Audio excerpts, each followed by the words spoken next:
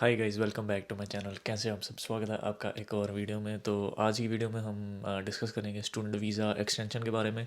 क्यों करवाना पड़ता है, कितने फ़ंड चाहिए होते हैं, कौन से डॉक्यूमेंट चाहिए होते हैं, एटसेट्रा एटसेट्रा। पूरी इन डिटेल वीडियो रहेगी। तो अगर आपको भी स्टूडेंट वीज़ा एक्सटेंशन करवाना है या आपके किसी भाई बंधु को करवाना है तो ये वीडियो उनको शेयर कर देना या खुद पूरी देख लेना, ताकि आपको इन्फॉर्मेशन ज़रूरी मिल जाए।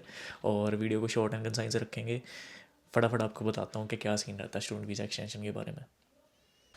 तो हमें स्टूडेंट वीज़ा चाहिए होता है हमारी स्टडीज़ कंप्लीट करने के लिए, और हमें स्टूडेंट वीज़ा एक्सटेंशन डालनी पड़ती है जब हमारी स्टडीज़ कंप्लीट ना हुई हो और स्टूडेंट वीज़ा एक्सपायर हो गया हो।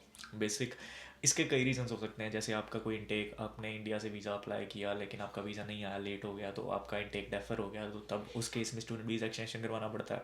आप किसी सब्जेक्ट में फ़ेल हो गए और आपको उस दौरान, मतलब आपके स्टडी पीरियड के दौरान आप नहीं कर पाए, तो आपको स्टूडेंट वीज़ा एक्सटेंशन करवाना पड़ता है। तीसरा रीज़न ये हो सकता है कि अगर आपने सब्जेक्ट की अवेलेबिलिटी को कभी नहीं होती है यूनिवर्सिटी में, जैसे कोई एक सब्जेक्ट इस सेमेस्टर नहीं पढ़ाया जा सकता, मतलब पहले सेमेस्टर में एक सब्जेक्ट नहीं पढ़ाया जा सकता, तो वो आपको नेक्स्ट सेमेस्टर करना पड़ेगा। लेकिन आप अपने अकॉर्डिंग कोई भी अपने सब्जेक्ट्स चूज़ करो और यूनिवर्सिटी के टेम्पलेट के अकॉर्डिंग मत जाओ कि आपने 3 महीने में ये करने हैं, उसके 3 महीने में ये करने हैं। तो आपका एक आधा सब्जेक्ट रह जा सकता है due to availability of that subject, क्योंकि वो पढ़ाया ही नहीं जा रहा, आपका कसूर नहीं है। लेकिन उस वीज़ा में उस कंडीशन में भी हमें स्टूडेंट वीज़ा एक्सटेंशन डालना पड़ता है, क्योंकि हमने सब्जेक्ट हमारा मिसिंग होता है, हमारी डिग्री कंप्लीट नहीं होती है। तो यही कुछ मेन रीज़न होते हैं स्टूडेंट वीज़ा एक्सटेंशन डालने के। तो अगर आप किसी सब्जेक्ट में फ़ेल हो गए हो या फिर आपकी स्टडी कंप्लीट नहीं हुई और आपका वीज़ा एक्सपायर हो रहा है, तो डरने की बात नहीं होती है। ये बड़ा बेसिक प्रोसेस है और बेसिक वीज़ा आपको दोबारा डालना पड़ता है। हाँ, थोड़े झंझट होते हैं, फंड वगैरह दोबारा शो करो, एक्सेट्रा एक्सेट्रा, वो जो मैं आपको वीडियो में आगे बताऊंगा। बट डरने की बात नहीं है, आपको कंट्री से नहीं निकालेंगे। इट्स एन ईजी प्रोसेस, और ये आपका हक है स्टडी कंप्लीट करने का। तो गवर्नमेंट आपको वीज़ा देगी देगी, या फिर आपको सम सॉर्ट ऑफ स्टे करने के लिए वो देगी देगी ऑप्शन, कि आप यहाँ पे स्टे करो, स्टडी वीज़ा अपना स्टडी कंप्लीट करो और अपना आगे नया वीज़ा डालो या घर घर जाओ, जो भी है। तो आपको स्टडी कंप्लीट करेंगे, आपके पैसे वो मिट्टी नहीं होएंगे।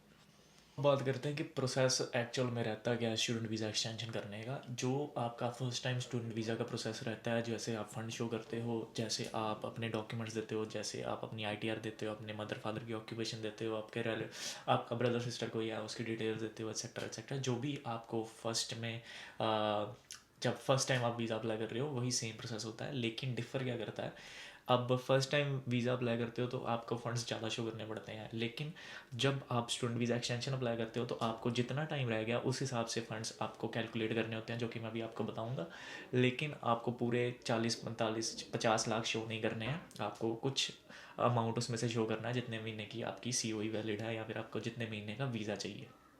तो अगर आप स्टूडेंट वीज़ा एक्सटेंशन डाल रहे हो तो आपको एक चाहिए होगी, पहली बात, न्यू सीओई फ्रॉम यूनिवर्सिटी। तो यूनिवर्सिटी से न्यू सीओई लेना बड़ा इजी है, उनको बस अपने डिपार्टमेंट को मेल करना होता है कि मेरा एक सब्जेक्ट रहता है, 2 सब्जेक्ट रहता है, मेरे को अपडेटेड सीओई दे दो।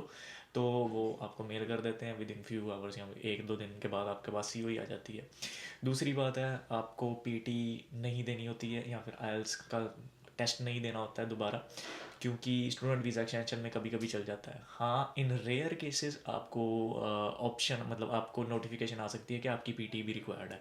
तो वैसे आपको जनरली नहीं चाहिए होती स्टूडेंट वीज़ा एक्सटेंशन के लिए पीटी। तो आपको कौन कौन सी डॉक्यूमेंट्स चाहिए? देखो, आपको आपकी नई सीओई चाहिए, आपका मेडिकल होएगा, लेकिन वो वीज़ा अपना जब आप अप्लाई करोगे उसके बाद होएगा, आपको मेडिकल दोबारा कराना पड़ेगा, जो कि आप ऑस्ट्रेलिया में ही करवा सकते हो। तीसरी बात है, आपको जो आपने स्टार्टिंग में दिए थे आईटीआर वगैरह, मदर फादर की डिटेल, मदर फादर की इनकम डिटेल्स, उसके बाद अपने ब्रदर सिस्टर की इंफॉर्मेशन की, वो क्या कर रहा है, वो क्या कर रही है, एक्सेट्रा। और अपने को 2 3 गवर्नमेंट, मतलब एफिडेविट्स चाहिए होते हैं कि हाँ मेरी मदर, जैसे किसी किसी के मदर स्पॉन्सर करते हैं, किसी के फादर स्पॉन्सर करते हैं, कोई एक जाना होता है या फिर दोनों करते हैं, तो वो कोर्ट से एफिडेविट साइन वगैरह करवाना होता है, अटेस्ट करवाना होता है कि हाँ हम स्पॉन्सर करेंगे, एक्सेट्रा एक्सेट्रा। उससे वीज़ा थोड़ा फाइल स्ट्रॉन्ग होती है। बाकी डॉक्यूमेंट्स जो हैं आपको अगर आपके केस के हिसाब से भी चाहिए हो सकते हैं, मेन मेन डॉक्यूमेंट्स यही चाहिए होते हैं। आइल्स पीटी नहीं चाहिए होता। और आपको अगर स्टूडेंट वीज़ा एक्सटेंशन करवाना है तो आप एक किसी एजेंट के पास जाएँ, चाहे इंडिया का हो चाहे यहाँ का हो, बेसिक प्रोसेस है। आप दोनों में से कहीं कोई कोई भी चूज़ कर सकते हो। आप ऑस्ट्रेलिया का एजेंट देख लो या इंडिया का देख लो, जो भी आपको सस्ता पड़ रहा है या फिर जो भी आपको कंफर्टेबल है। वो आपको स्पेसिफिकली आपको डॉक्यूमेंट्स भेजेंगे जो भी आपको चाहिए होंगे, बट मेन डॉक्यूमेंट्स जो हैं, जो आपकी सिरदर्दी है, वो यही है। बाकी वो एजेंट कुछ कहेगा, आप उसको साइन करवा के कोर्ट से अटेस्ट करवा के आप दोबारा उसको भेज सकते हो। अब जो मेन मुद्दा है वो है फंड्स का। फंड शो करने के लिए आपको स्टेटमेंट्स भेजनी पड़ेंगी, बैलेंस सर्टिफिकेट भेजना पड़ेगा, अगर एफडी है तो एफडी भेजनी पड़ेगी, अगर लिक्विड जैसे भी है आपका फंड्स है वो आपको दिखाने पड़ेंगे। लेकिन फंड्स कैलकुलेट कैसे करने हैं जो मेन बात है, तो मैं आपको एग्जांपल देता हूँ। मैं कैलकुलेटर साथ में खोल लेता हूँ, यहाँ पे मैं साइड पे कैलकुलेशन भी लगा दूंगा जो भी रहेगी। तो कॉस्ट ऑफ लिविंग और फ्लाइट टिकट्स, ये दो मेन चीज़ें होती हैं जो आप स्टार्टिंग में भी शो करते हो और अब भी आपको शो करनी होगी। कॉस्ट ऑफ लिविंग होती है अप्रॉक्सीमेटली 30,000।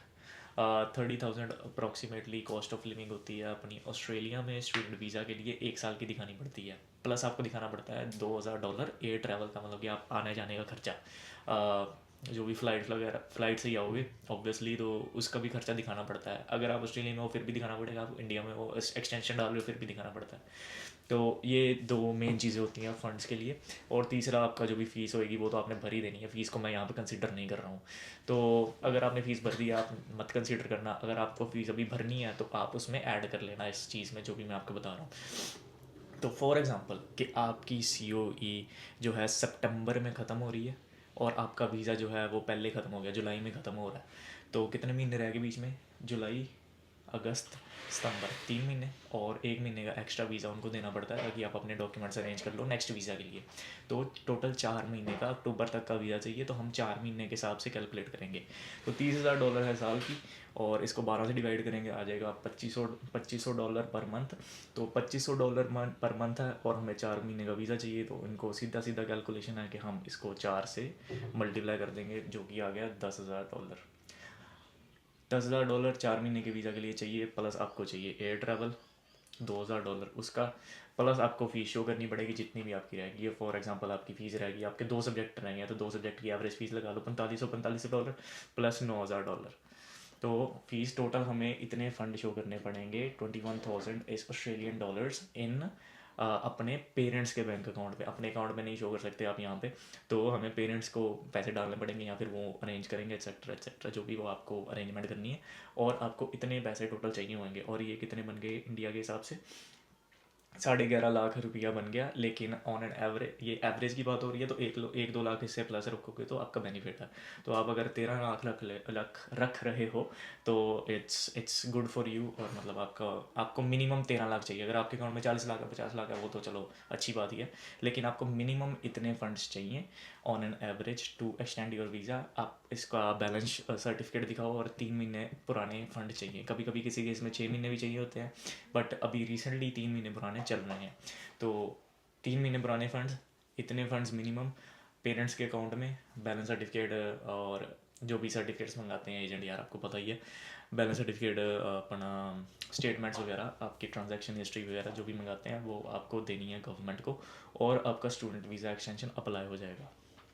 तो स्टूडेंट वीज़ा अप्लाई आप जिस दिन करोगे, जैसे आपका जुलाई में ख़त्म हो रहा है, तो आप मेक श्योर कि उसके 2-3 हफ्ते पहले ही अपना फ़ाइल रेडी रखो, फ़ाइल डाल चुके हो, और आपका साथ में ही आपको ब्रिजिंग वीज़ा ग्रांट हो जाएगा। तो ब्रिजिंग वीज़ा क्या होता है कि आप जितनी देर आपका स्टूडेंट वीज़ा एक्सटेंड होकर नहीं आता, न्यू लेटर नहीं आती आपको इमिग्रेशन से, तब तक आप स्टे करने के लिए आप ब्रिजिंग वीज़ा पे रहते हो। तो ब्रिजिंग वीज़ा ए आपको मिलता है। ब्रिजिंग वीज़ा ए की कंडीशन होती है कि आप ट्रैवल नहीं कर सकते, तो आप इंडिया मत जाना एक्सटेंशन में। अगर आपको ट्रैवल करना है तो उसके अलग प्रोसेस है, जो कि आप एजेंट से बात कर सकते हैं। लेकिन ब्रिजिंग वीज़ा आपको मिल जाता है तो आपको स्टे मिलता है, आपको वर्क राइट्स सेम रहते हैं स्टूडेंट जैसे। तो आपको टेंशन लेने की ज़रूरत नहीं है कि मेरा वीज़ा नहीं आ रहा है एक्सेट्रा एक्सेट्रा। और अगर आपकी स्टडीज़ ख़त्म हो जाती है तो आप स्टूडेंट वीज़ा रिवोक कर सके अपनी TR डाल सकते हो, या फिर अपना अगला स्टूडेंट वीज़ा का प्रोसेस कर सकते हो। लेकिन फॉर द टाइम बिंग आपको ब्रिजिंग वीज़ा वो डिपार्टमेंट दे देता है। और जब ये आप अप्लाई करोगे, हाँ क्लिक करोगे अप्लाई पे एजेंट के साथ, तो आपको मेडिकल की नोटिफिकेशन आ जाएगी। जैसे हैप ID आती है स्टार्टिंग में, वैसे ही आपको आ जाएगी, आप जाके मेडिकल करवा सकते हो।